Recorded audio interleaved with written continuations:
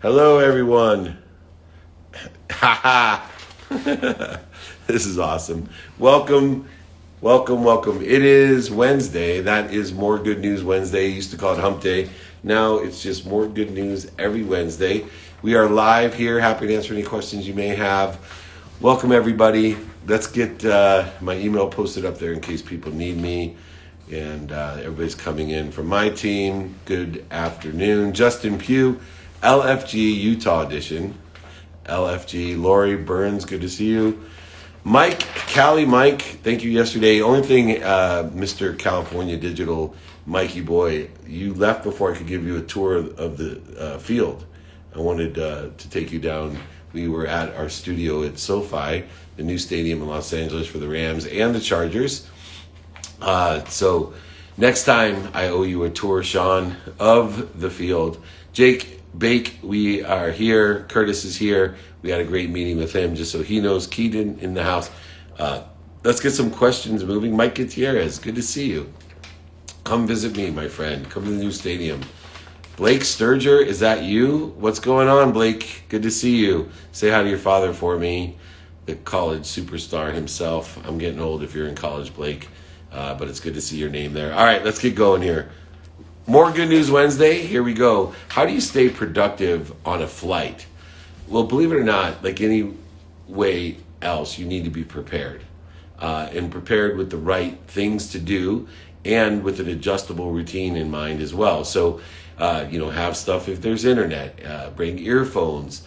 Have, whatever it is, prioritize on your now. Make sure that the capability can be utilized on an airplane, not only on the airplane, but before you get to security, after security, at the gate, on the airplane, even the exit side. The most productive things is to segment out all the different nuances that exist and opportunities that exist in each aspect, food-wise, rest-wise, water-wise, fluids. There's all types of things that people don't prepare for when they travel.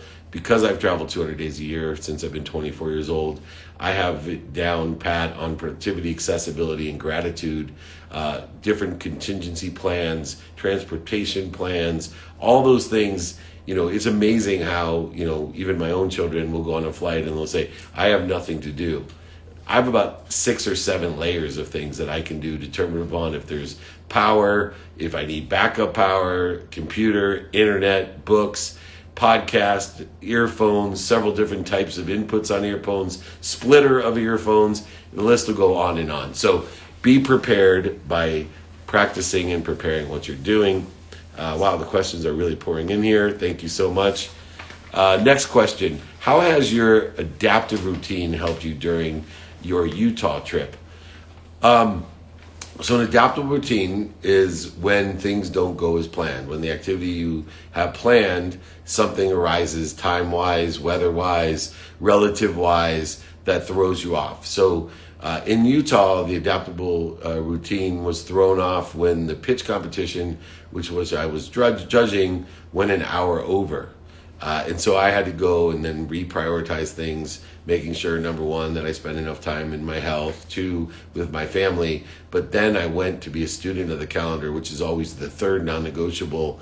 If I already covered the minimum of an hour a day on my health, minimum of time with my wife, my son, my 3 daughters, my mom, now I went right to being a student of the calendar, seeing how productive, accessible, and gracious I could be with the new things that were unplanned and the things that I still had planned.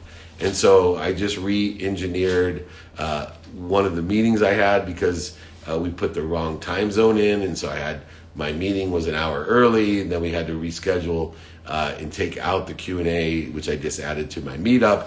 So in other words, by being a student of my calendar, by paying attention to and giving intention to the activity I didn't have planned with the new activities that arose in the non-planned aspects of it, I was able to remain productive, accessible, and gracious with my time. So not only have a set routine, but have an adaptable routine based off of your non-negotiables. You will be more productive, accessible, and gracious with your time, and it will provide you a great passion, purpose, and profitability in the activities that you get paid for. You also have a lot more purpose in the activities you don't get paid for. How do you stay so calm in adapting to situations? Well, calmness comes from understanding what triggers the fear. See, if you can spend minutes and moments in fear instead of days, weeks, months, and years, if you can not allow the triggers of the ego, the fear, to accelerate you in the wrong direction, to escalate your mind, body, and soul and energy, to waste the mind, body, and soul's energy, but instead, if you can facilitate stopping, breathing, dropping down to center, and then rolling into the what, the who, the how, applying your why to the now, you will find there's many more. All right. Cali Barbecue is here. What time am I going live here? 4:15. We got 7 more minutes. All right. Good. Keaton, here we go. What is it like to be connected to goodness? So the aspect of connected to goodness, and you could put to God, but to me, the aspect is knowing what you already are. Instituting the law of gravity that says, I am happy, I am healthy, I am wealthy, I'm worthy, I'm exactly where I'm supposed to be. The law of gravity, even though the world is spinning and hurling and rotating at an enormous speed, I'm still right here. I must be exactly where I'm supposed to be. And then institute, because my feet are on the ground and I'm happy, healthy, wealthy, and worthy, now I can pursue my potential by instituting the law of Goya, Goya, getting off my ass and utilizing that pursuit of my potential by enjoying it and having a desire that I must be what I can be. That utilizes and creates a bigger void for the universe to fill. In other words, allowing things to happen. So that's the easiest way to get there. Let's see here. Blake Sturger, the famous Rick Sturger's son. How do you balance home life and work life? Well, I don't believe in work. I believe in activity you get paid for and activity you don't get paid for. I believe that activity you get paid for can occur at home and on the road. So I believe in distinguishing the activity and detaching my emotions from outcomes, either personal or professional outcomes, and instead attaching those emotions, my energy in motion, by utilizing and attaching it to my ability to find the light, the love, and the lessons in everything I do. See, everything's full of love. I can prove this to you if we all went to the Del Mar Fair. I know, Blake, you know what that is. If you go to the Del Mar Fair and you walk down the food aisle with all those wonderful trailers with corn dogs and turkey sticks and fried Snicker bars, and if you have a group of friends with you, it always amazes me how, you have a group of 10 people and 2 people look over at the homemade potato chips and they're already in love. Oh my God, I love those. And then 2 other people in the group are like, ugh, my stomach hurts just looking at them. I hate those. In every single booth that you go by, there's the same reaction. Well, obviously, there's love in each of the foods that exist. It's that some people are quantumly or innately aligned with that frequency. They automatically feel that way. So the real determination when you're trying to balance activity you get paid for and activity you don't get paid for in your personal and professional life is it worth prioritizing my time if I don't naturally or automatically love something or easily love it?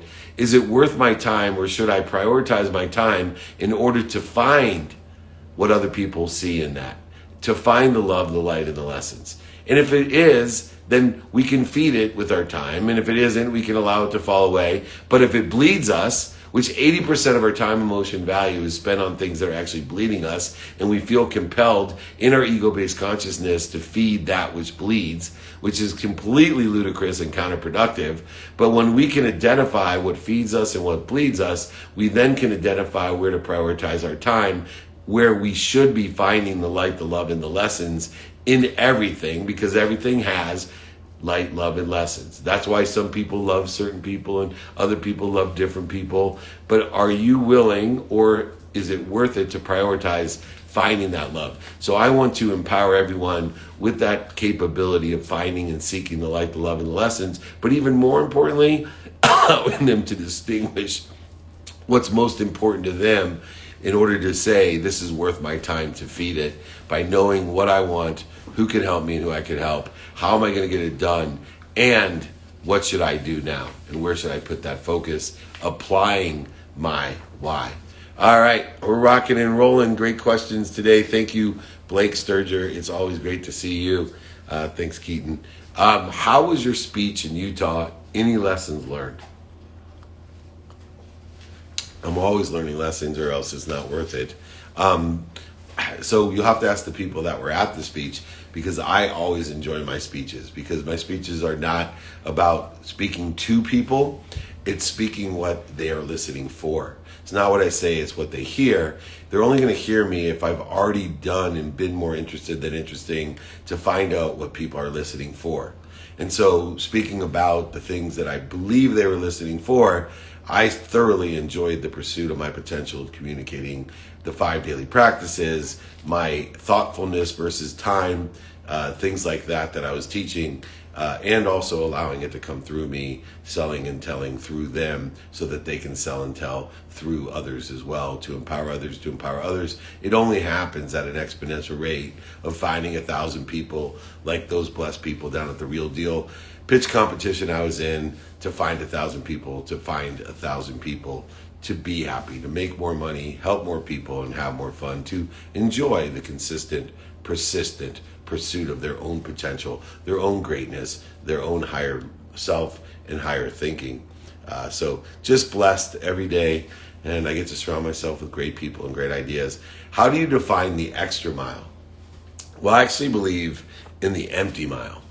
See, the extra mile is when you push it a little bit harder, but the extra mile is crowded. The empty mile is when you allow your creativity, when people are laughing at you, scoffing at you, and making fun of you, when you tell the world that you're going to empower over 1 billion people to be happy and nobody believes you. That's the empty mile. See, if you tell people, oh, my mission is life to help people be happy, or, to make a lot of money, you're maybe in the extra mile, determined upon how much of each, or how much time of each, or attention and intention you're willing to put in it. But the empty mile is admitting or acknowledging that you're asking for crumbs. You're asking for crumbs. When you can put a attention and intention into abundance, into more than what other people can even perceive, when you take your reality and make it surpass other people's imaginations, that's the empty mile. I think everybody should visit the extra mile by being more interested than interesting. But if you can think far beyond the size, scope, and scale of what you believe to be true, to reach a point, an instant even, between limitlessness and infinity, to expand, to grow, and accelerate beyond what other people's imaginations can reach. That's where I want you to live, in abundance of more than enough of everything for everyone, to expand and to grow and accelerate past your curiosity, creativity, and innovation, to surpass other people's imaginations. Simply live in the empty mile where nobody else has been before. And you can only do that if you're willing to not listen to what other people think, want, or the mistakes, failures, or what you don't want, or what's missing. The minute you start paying attention to those, you're just simply going to be stuck at the extra mile at best. Come join me in the abundant world of more than enough of everything for everyone, in the unlimited world between limitlessness and infinity of more than enough of everything, by living in the empty mile. Why did you start the 520 rule? Well, when I started to study time and I wanted to implement the power of 64, being able to have 64 hours of productivity a day, that's 8 days of normal productivity. If you do it 7 days a week, it's 56 days of productivity a week. You can outdo, produce, accessibility, and graciousness almost 11 times. It's amazing, right? 56 days of productivity a week. That's what you can get. 56 days of productivity a week. Amazing, right? Most people are lucky if they get 5. You get 11 times the productivity over 55 days. And so the 520 rule was a natural lesson that I learned from the power of 64. If anybody wants the power of 64, by the way, I'm happy to send it to you. It makes you twice as productive, twice as efficient, and twice as statistically successful.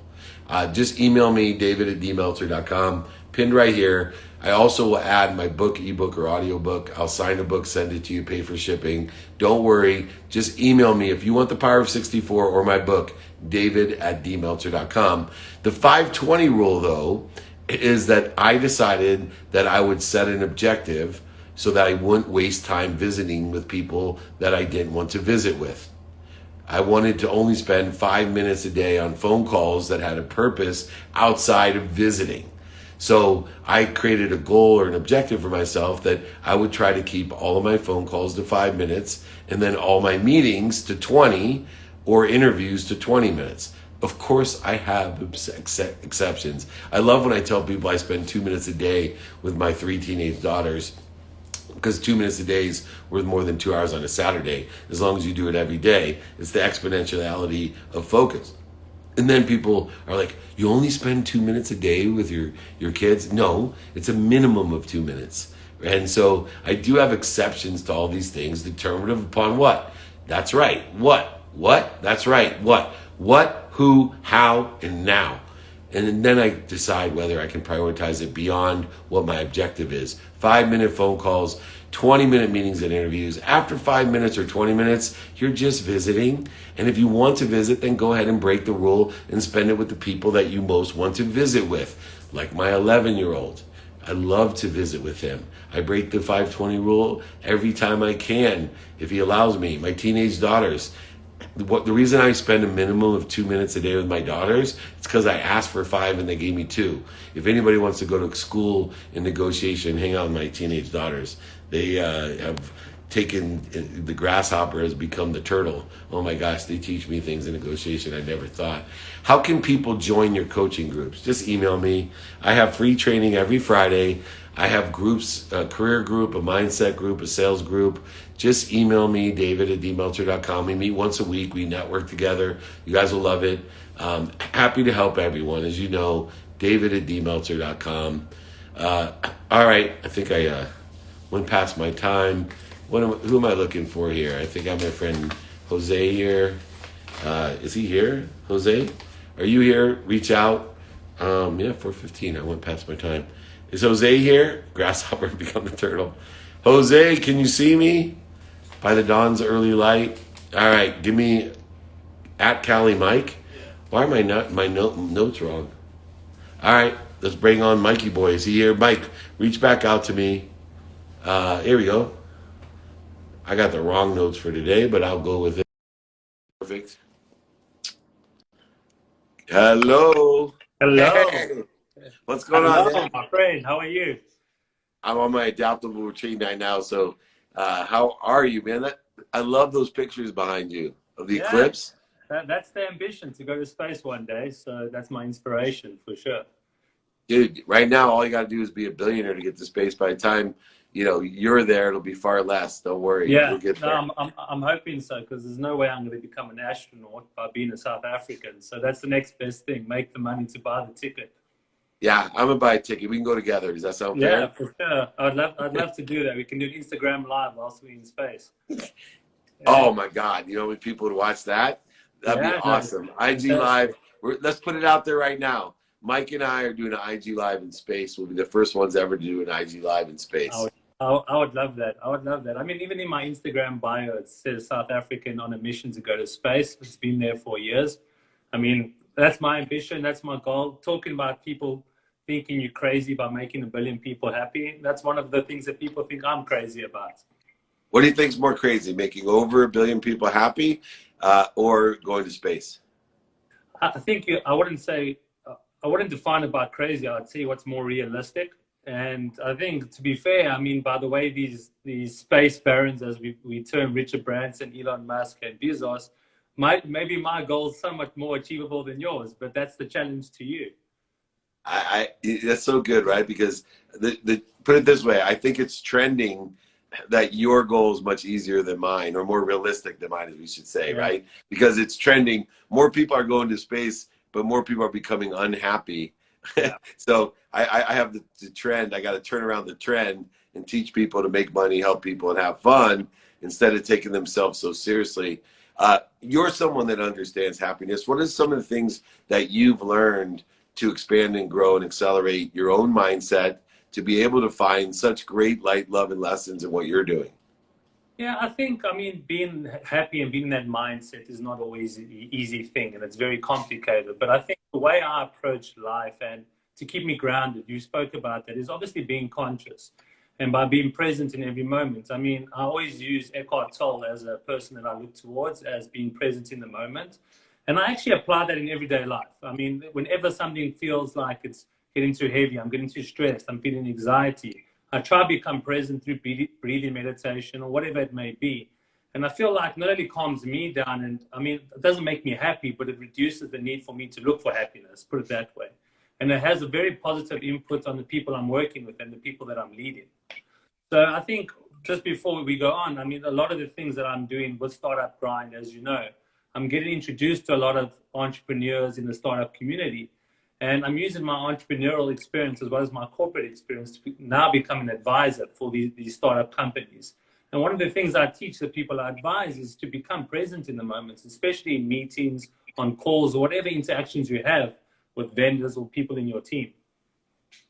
And being present has always been confusing to me. And as I got older and older, I started to define being present as doing things now. But in order to do things now, which is a very quantitative value, 100% of the things you do now get done. The difference between, for me, passionate, purposeful, and profitable people are they get things done. But the nuance of doing things now is that in order to do things now, you have to be present. See, if you're not doing anything, then you can be somewhere else and not paying attention or giving intention to the things you want. So many people, especially with Startup Grind, right?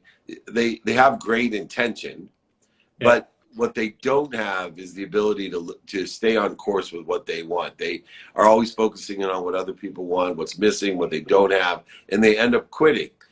The only reason an entrepreneur, and it's sad because, you know, if I was a betting man, the easiest bet in the world is to bet someone's business is going to fail because it's the highest percentage of things you do. But if people could learn to not quit and learn the segmentation, acceleration, and growth that you've learned with a positive mindset, the odds would change dramatically. Why do you think people get so impatient about succeeding and they can't enjoy the consistent, persistent pursuit of the success? Yeah, so I mean, I think it's a very valuable point. And I mean, often people, I believe, fail because you have these negative thoughts that cross your mind. And by being present, what it essentially means is realizing you are not those thoughts. You are the observer of these thoughts. And Eckhart Tolle speaks about this a lot. But it applies to business because, you know, being a successful entrepreneur, I've been in the entrepreneurship game for a long time. It's so easy to quit. And putting your money on someone to quit is probably the easiest bet you can ever do. And I think combining spirituality in business is something that is becoming incredibly important now, and dovetailing those two aspects. And when you ever feel like you want to quit, your resilience needs to kick in. You need to realize that this is just a moment in time and you need to move past that. It's so funny that you say that because you look at like Eckhart Tolle, Course in Miracles, Wayne Dyer, John Assaraf, you know, Canfield, like the mindset guys are more popular than ever, applicable to business than anything else. Think and Grow Rich, which is my favorite. It's so interesting to me that it used to be a very technical book that, you know, was utilized in the corporate workspace to effectuate success. Now it's all mindset. And part of the reason I think that is that, you know, adaptability is a huge issue today. And let me explain. It went from, you know, in the business world, you had to be intellectually intelligent, high intellectual IQ, Harvard, Penn, Columbia. Then it moved to this emotional intelligence, where, you know, the A and B students, they taught the world. The C students were the one getting it done and running the world. Now, technology moves us so quickly. It moves sometimes, technology has surpassed our imagination in some respects. So when things are moving so quickly that you have to rethink our major institutions worldwide, education, financial, political, religious, all the basic foundations that our society is built off of have changed dramatically, not just in the last 18 months, but in the last 10 years because of technology. And so I think the biggest intelligence that we need right now, especially as entrepreneurs, as a startup, is adaptability intelligence. Being able to quickly make decisions that are aligned with what we want, who could help us, how we're going to get it done, and then do the maximized thing or activity now. How has adaptability, because you're younger than I am, played an important role in your intelligence advancement? I think this is actually a very good topic to speak about, and I'm going to throw back a question at you. But for me, adaptability means your ability to obviously pivot. And I think by doing that, you need to understand and rationalize situations and also accept a lot of things. So I have a very diverse background. I studied construction and a bit of civil engineering, and I did my MBA, and I worked in shipping and logistics. I had my own tech startups. I have a very diverse background. And often people question me why I didn't focus on a niche, because in the past, the focusing on a niche was always a way to be successful in business. But I don't believe that anymore. It might stand true for some people, but for entrepreneurs, adaptability, your ability to understand different contexts of things. The fact that I had helped build a COVID testing laboratory whilst doing this project and this project.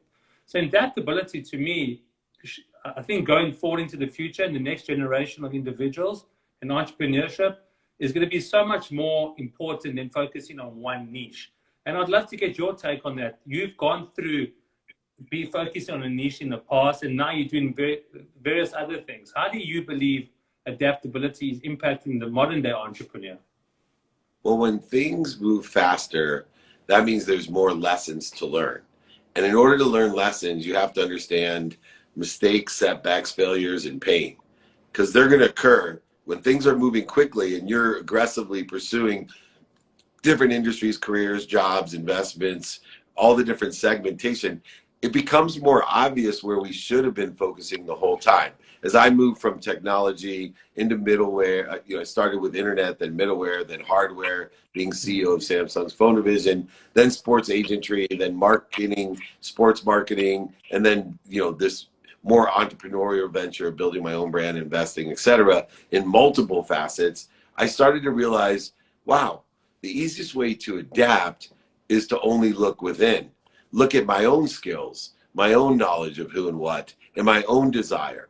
And if I continually try to develop my own skills, knowledge, and desire, I then only simply, as everything is moving so quickly and growing and accelerating at a pace that we've never seen before, I now can only do one analysis, which is how are my skills, knowledge, and desire supplementary to, synergistic to, aligned to this new opportunity that didn't exist 10 days ago before COVID, or this new opportunity that now exists because people accept crypto, or this new opportunity in the collectible space because there's a thing called NFTs, right? Yeah. Well, when you can rely on the things you have control of, your mindset, your heart set, and your own conscious continuum, because we give meaning to everything we see. That's why self-development has become a huge skill set, a huge educational point than anything else, because we can only see with what is outside of us. You can only find outside of you what exists inside of you. So I try to help people increase the mindset, the heart set, and the conscious continuum to be productive, accessible, and gracious. Talking about the power of 64, having guests like you on here, spending my time teaching people to look inside. Perfect. Thank you for your time again. And one thing I just want to leave off with, and especially people trying to do different things and trying to find their entrepreneurial journey. The one thing that I fell victim to is just because you're doing a lot more doesn't mean you're getting a lot more done. And one thing I realized is that just because you're doing that, don't mistake movement for progress. And I think I got that quote from a Denzel Washington video many years ago. But I think that stands true to this day, and speaking to adaptability and being agile in the entrepreneurship space. Yeah, my Uncle Larry used to always say, don't get so busy working, you forget to make money. Same kind of context of just being busy. Hey, Mike, where can people find you? You can find me on my Instagram or on Facebook. I'm under Cali Mike, or just type in my name, Michael Savides. And we're on Startup Grind. I'm the chapter director for West LA, as well as any entrepreneurs or startup companies looking for advisory in operational excellence. Please hit me up. I'm more than happy to help you and advise you in any way, shape, or form. You got it, man. I look forward to doing more events with you. Yes, make sure that you let me. We're going to do that. We're going to do that. You're doing a great job. Thanks for being a celebrant. Thank you for elevating others to elevate yourself. Anything I can do to be of service, you just let me know. Thanks again. Thank you so much. Take care. You got it. Take care. Take My care. man, making it happen. All right, a little bit of adaptable routine today. We are up and running. Keaton, when's our next thing? How long we got? Yeah, 4:50. 4:50. All right, that's California time, right? So we're at 5:30. 5:50. All right, let's take another question then real quick. All right, what are your principles for successfully leading a team? So number one, the principles for successfully leading a team to me are: one, institute 4 different values. For me, it's gratitude. So teach everyone to find the light, the love, and the lessons, to be able to be grateful, to appreciate. See, when we appreciate what we have and we don't take for granted what other people are wishing for, when we appreciate what we have, it automatically expands it. Why? Because appreciation means add value. So if you add value to what we already are, what we have, and what we think we want, boom, you're expanding and growing. 2, forgiveness.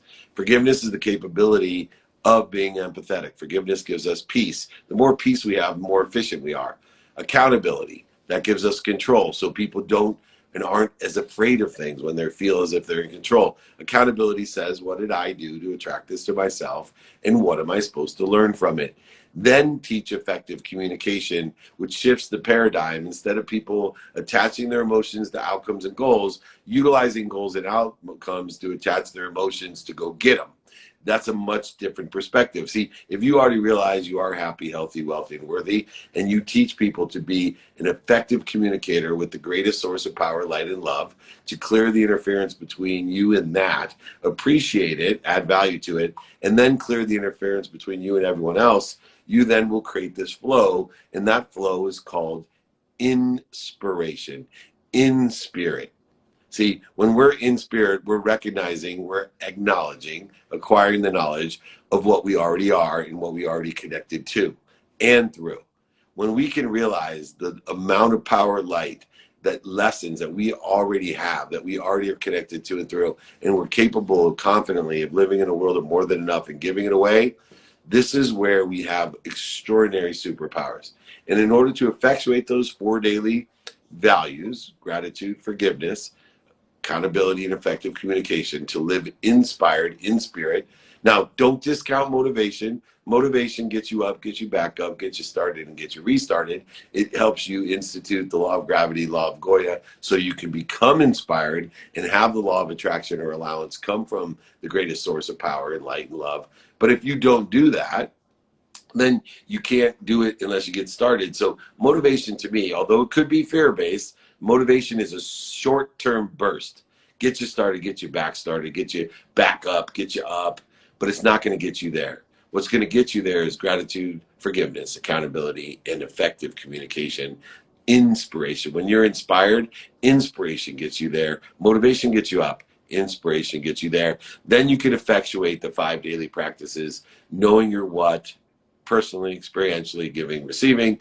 Know your who can you help and who can help you. Know your how.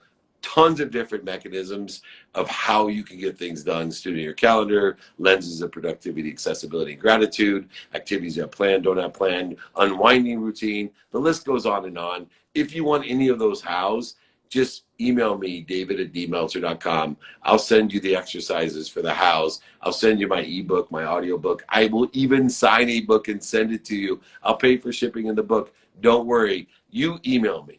That's it, david@dmeltzer.com. Think and Grow Rich, 3 books that you recommend to read. Think and Grow Rich, Course in Miracles, Power of Intention, all Atomic Habits, all great books to read. Also Winning by Tim Grover, another great book. Anything by Chris Gardner, including Pursuit of Happiness, although he should have called it Happiness is the Pursuit. Meet up in Utah tonight at 6 p.m. Utah time. I think that's Mountain Time, but call it Utah time. Can you write your email? Yes, david@dmeltzer.com. It's pinned below. David, D-I-V-I-D, at DMELTZER.com. That's like seltzer with an M, but it's Meltzer. David@dmeltzer.com. Atomic Habits, Nick's likes as well. So do I. All right, let's get some more questions going. How do you overcome fear? Specifically, fear of unknown and future. So you don't overcome fear. You don't overcome it. You practice ending it. See, you want to spend minutes and moments in fear. The fear is going to be omnipresent because you have a Freudian primal need to be afraid. You have a fear of fight, flight, feed, and the other F word that Gary Vee likes to use. So what do we want to do? More importantly, what we want to do is identify the triggers of the ego, triggers of the primal fears. Why?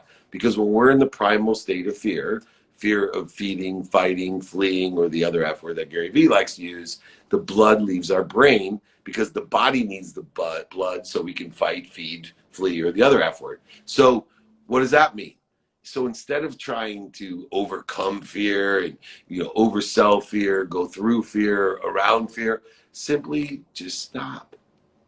Stop. Don't resist the fear. Just stop, breathe through the nose, out through the mouth, and drop down to your higher self. Drop down to put the blood back into your brain. Drop down to center in neutral, where you're calm physically, mentally, emotionally, and spiritually. When you do that, you now can roll into the right trajectory instead of accelerate into the wrong trajectory that the ego is begging and boating you to do. The ego says, oh, I'm going to take all the blood out of your higher power of thinking, and then I'm going to give you a challenge, and then you're going to go ahead and use your body to accelerate in the wrong direction, taking your eyeballs off of your what, your who, your how, your now, and your why.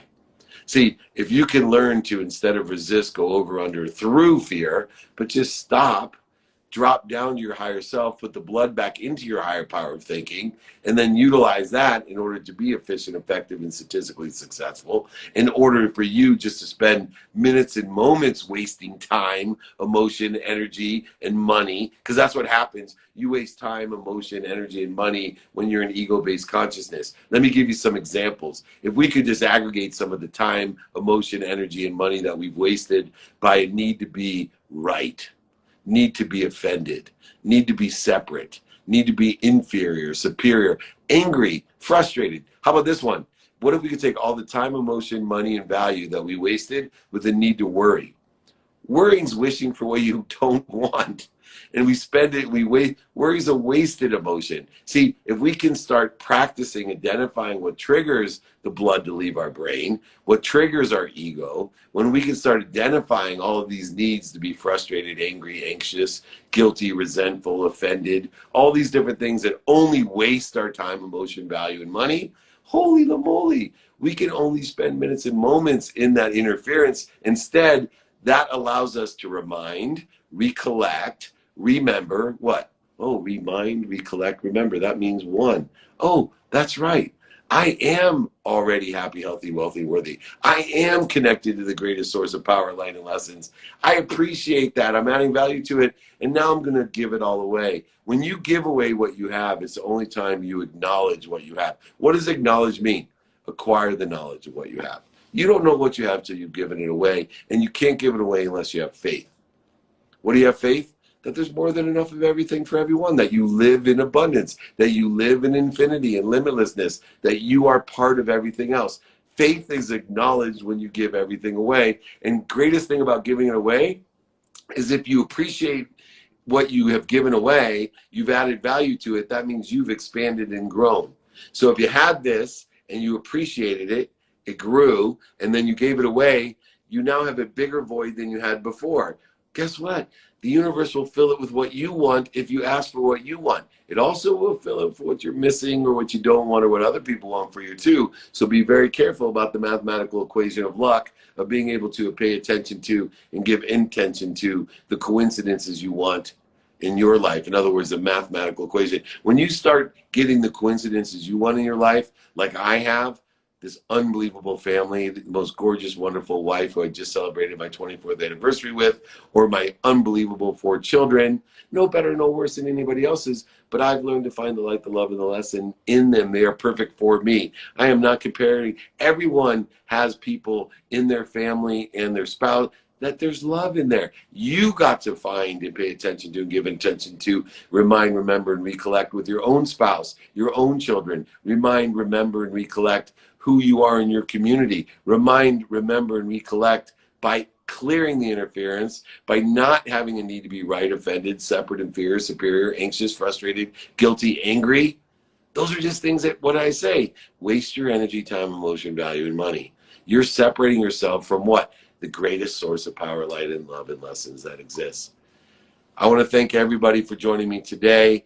We will be back tomorrow. It is More Good News Wednesday. If anyone wants the Power of 64 or any of the exercises about what we talked about, David at dmeltzer.com. I'm more than happy to send you my book, ebook, audiobook. I will sign a copy, send it to you, pay for shipping. My mission is to empower over 1 billion people to be happy, to teach everyone to live in abundance of more than enough by making a lot of money, giving it all away, and having a lot of fun. I promise you there's more to come. Join me every Wednesday, More Good News Wednesday. We're here. Hopefully it was more good news as it was for me. Tomorrow is Thankful Thursday. We'll be back live with you on IG every day. Remember, most importantly, everybody, be kind to your future self and do good deeds. We'll see you tomorrow.